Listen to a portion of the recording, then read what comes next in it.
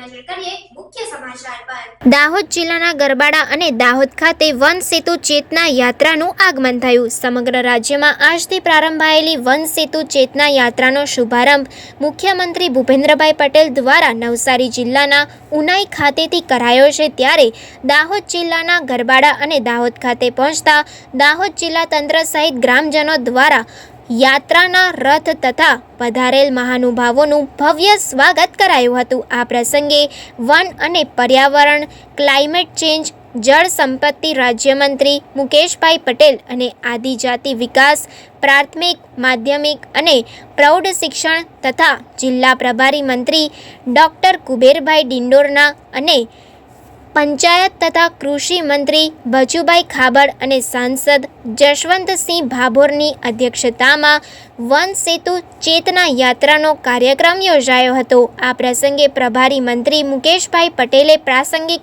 ઉદ્બોધન કરતા જણાવ્યું હતું કે આ વન સેતુ ચેતના યાત્રાનો ઉદ્દેશ્ય દરેક લોકોને વન સાથે જોડવાનો છે। વડાપ્રધાનના નેતૃત્વ હેઠળ વનબંધુ કલ્યાણ યોજના હેઠળ સન 2023-2024ના વર્ષમાં ₹47,000 કરોડની જોગવાઈ કરી છે। આદિમ જૂથના લોકોને પીએમ જનમન યોજના થકી 27,000 પરિવારોને વિવિધ યોજનાઓથી લાભાન્વિત કરવાનું કામ વડાપ્રધાન નરેન્દ્રભાઈ મોદી દ્વારા અને તાપી જિલ્લા વહીવટી તંત્રની આગેવાની હેઠળ કરવામાં આવ્યું છે।